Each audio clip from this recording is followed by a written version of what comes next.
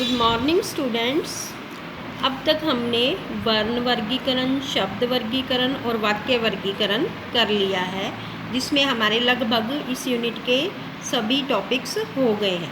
अब लास्ट में page number 200 पर हमारे टॉपिक है बलाघात।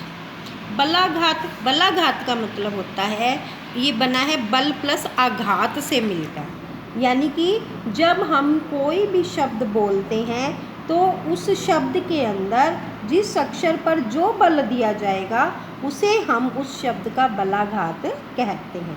जैसे मान लो कई शब्द ऐसे होते हैं जैसे कमल, कमल, तो अब आप बोल के देखोगे तो आपको पता चल रहा है भी इसमें क और ल की अपेक्षा म के ऊपर अधिक बल दिया जा रहा है। ठीक है, तो इस प्रकार से ही हम आगे करेंगे। यह एक अक्षर वाले शब्द, एक अक्षर वाले शब्द का मतलब, अब जब अक्षर ही एक होगा तब उस जो एक एक अक्षर वाले जो होंगे तो उस पे उसी अक्षर पर ही बल दिया जाएगा।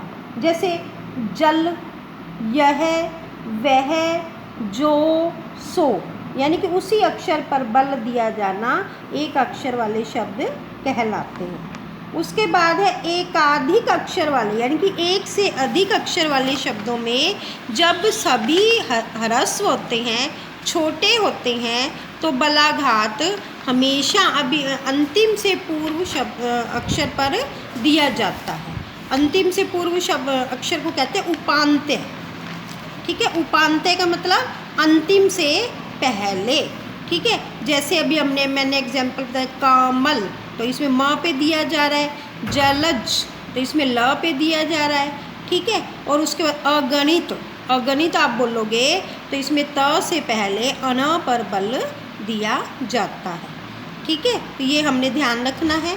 उसके बाद है यदि मध्य अक्षर दीर्घ हो, दीर्घ का मतलब हमने वर्णों के वर्गीकरण में किया था, जो दीर्घ स्वर कहलाते हैं, जो कि जैसे आ, ई, ऊ आदि, तो कहते जब मध्य अक्षर दीर्घ होता है तो बलाघात उसी पर ही होगा। जैसे समाधि, तो इसमें माँ पे आ रहा है। मसाला, तो सा पे आ रहा है। झूमेगा, तो इसमें म पे आ रहा है। ठीक है, तो यानी कि जब मध्य अक्षर दीर्घ होता है तो बलाघात उसी पर ही होगा। ये टॉपिक हो गया हमारा बलाघात वाला, छोटा सा ही था ये टॉपिक। उसके बाद हमारा जो लास्ट टॉपिक है वो है विराम चिन्ह। विराम चिन्ह, विराम का मतलब क्या होता है? ठहरना, रुकना। इसकी परिभाषा क्या हो जाएगी?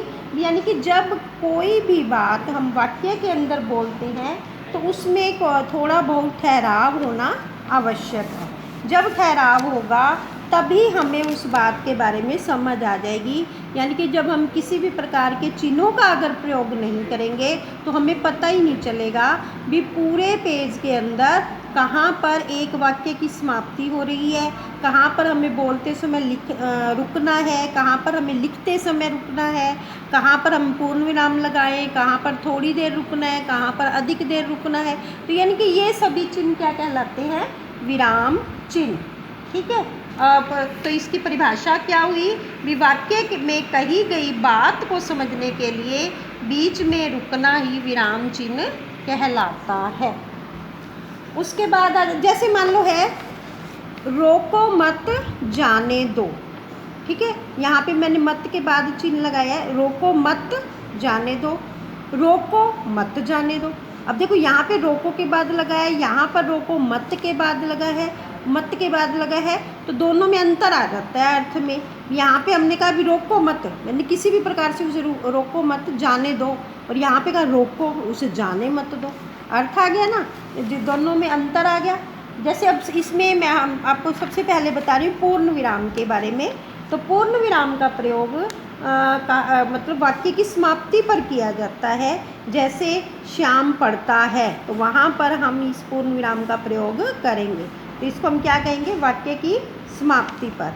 उसके बाद है अर्धविराम। अर्धविराम का चिन्ह ये होता है जिसको हम इंग्लिश में सेमीकोलन बोलते हैं, ऊपर बिंदु और नीचे कोमा। तो इस अर्धविराम का प्रयोग जब हमें किसी से कोई तुलना करनी हो, जो उपवाक्य के आधार पर, जैसे हमने बात की थी प्रधान वाक्य है, आश्रित वाक्य है, तो वहाँ पर हमें अर्धविराम का प्रयोग करना होता है।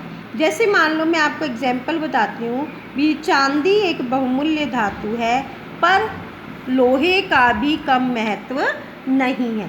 तो यानी कि चांदी बहुमूल्य तो है, लेकिन जहाँ पर लोहे की आवश्यकता होगी वहाँ पर हम चांदी का प्रयोग नहीं कर सकते, लोहे के स्थान पर लोहे का ही प्रयोग होगा। अब तुलना के आधार पर, जैसे सीता बहुत होशियार है पर गीता भी कम नहीं है, यानी कि दोनों की तुलना की है हमने, तो वहाँ पर बीच में इस चिन्ह का प्रयोग किया जाएगा जिसे हम अर्धविराम कहते हैं। उसके बाद है अल्प विराम। अल्प विराम आएगा बिल्कुल जो थोड़ी देर बिल्कुल जो रुकना हो हमें, वहाँ पर इस चिन्ह का प्रयोग होगा।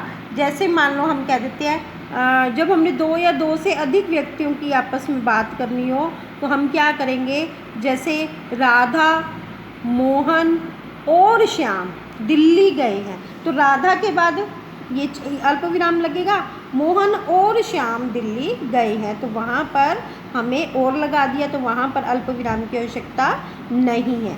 ठीक है। या फिर हम कह देते हैं गीता ने कहा वह कल आएगी, तो गीता ने कहा, कहा के बाद ही कॉमा लगेगा, अल्प विराम लगेगा और उसके बाद वह आएगी, आगे उस बात का विस्तार हो जाएगा। तो यानी कि अल्प विराम का प्रयोग इन स्थानों पर लगता है। फिर प्रश्नवाचक चिन्ह, ये तो हमें वाक्य के अंत में हम लगाते हैं, तो इस प्रश्न चिन्ह से ही हमें पता चल जाता है भी यह वाक्य प्रश्नवाचक वाक्य है।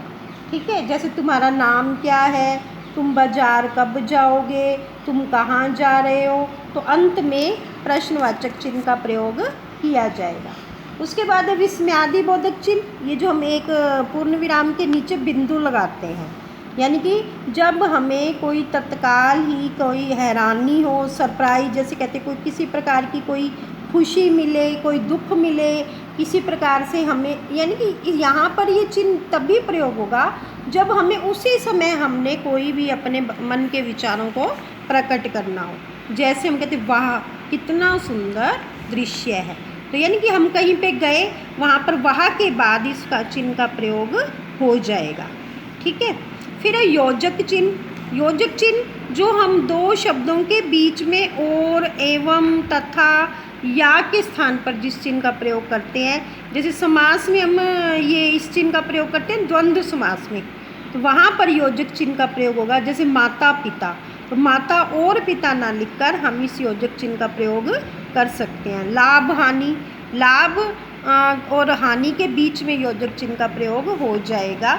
यानी कि हम अपने ये भी समझ सकते हैं लिंग शब्दों के उदाहरण और विलोम शब्दों के उदाहरण के बीच में योजक चिन्ह का प्रयोग किया जाता है। उसके बाद है निर्देशक चिन्ह। निर्देशक चिन्ह जो हम ये इस टाइप से लगाते हैं भी, यानी कि हमने ये बताना है, निर्देश देना है भी, वो हम इस तरह भी लगा देते हैं या फिर हम ऐसे तीर सा भी बना देते हैं जिससे हमें पता चलता है भी आगे इसके बारे में बताया जा रहा है। निर्देश देना, संकेत देना। उसके बाद है उदाहरण चिन्ह। उदाहरण चिन्ह जिसको हम इंग्लिश में इन्वर्टेड कॉमा लगाते हैं, इसके दो भाग हैं, एकल उदाहरण चिन्ह और दोहरा उदाहरण चिन्ह। एकल उदाहरण चिन्ह का प्रयोग किया जाता है जहाँ पर हमने किसी के नाम के साथ उपाधि बतानी हो, जैसे हम कह देते हैं महात्मा गांधी, फिर हम लगा देते हैं राष्ट्रपिता, या फिर मतलब किसी भी प्रकार से बतानी हो, जैसे जवाहरलाल नेहरू चाचा जी, तो वहाँ पर इसका इन्वर्टेड कॉमा का एकल उदाहरण चिन्ह का प्रयोग हो जाएगा। दोहरा उदाहरण चिन्ह का प्रयोग वहाँ होता है जब हमने किसी के शब्दों को, किसी के भाषण को में कोई भी परिवर्तन ना लाकर उसी प्रकार से प्रयोग करना हो। जैसे हम कह देते हैं किसी का भाषण है, किसी का नारा है, किसी की परिभाषा है, जिन शब्दों को हम परिवर्तित नहीं कर सकते, वहाँ पर दोहरा उदाहरण चिन्ह का प्रयोग किया जाता है। जैसे हम कह देते हैं बोस जी ने कहा दिल्ली चलो, ठीक है, सुभाष चंद्र बोस जी ने कहा दिल्ली चलो, तो दिल्ली चलो के आगे पीछे हम दोहरा उदाहरण चिन्ह का प्रयोग कर देंगे। उसके बाद है विवरण चिन्ह। विवरण चिन्ह में जैसे मान लो हम यूँ कह देते हैं जब किसी भी विषय वस्तु का आगे हमने व्याख्या बतानी हो, उसके बारे में डिटेल बतानी हो, तो वहाँ पर हम इस चिन्ह का प्रयोग करते हैं। जैसे हम कहते हैं क्रिया के दो भेद होते हैं, क्रिया के भेद के बाद हमने इस चिन्ह का प्रयोग कर दिया, दो भेद होते हैं अकर्मक क्रिया सकर्मक क्रिया, तो वहाँ पर हम विवरण चिन्ह का प्रयोग करेंगे। फिर है कोष्ठक चिन्ह। कोष्ठक चिन्ह यानी कि जिसको हम गणित में ज़्यादा प्रयोग करते हैं, जिसको ब्रैकेट बोलते हैं, इसका प्रयोग किया जाता है जब किसी शब्द का ज़रूरी बात बतानी हो, ज़रूरी अर्थ बताना हो।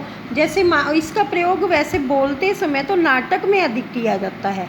जैसे मान लो हम कहते हैं श्याम रोते हुए मंच पर जाता है, तो रोते हुए हमने उसकी एक्टिविटी बतानी है तो वो ब्रैकेट में बताएंगे हम, ठीक है। या फिर किसी शब्द का कोई कठिन शब्द है उसका अर्थ बताना हो तो वहाँ पर कोष्ठक चिन्ह का प्रयोग किया जाता है, ठीक है। जैसे परस्पर, परस्पर का हमने ब्रैकेट में बता देंगे आपस में, ठीक है। यहाँ तक आपकी बुक के अंदर जैसे विराम चिन्ह दिए गए हैं। आगे इसकी गतिविधि है, जैसे है निम्नलिखित वाक्यों में यथास्थान उचित विराम चिन्ह लगाकर वाक्य पुनः लिखिए।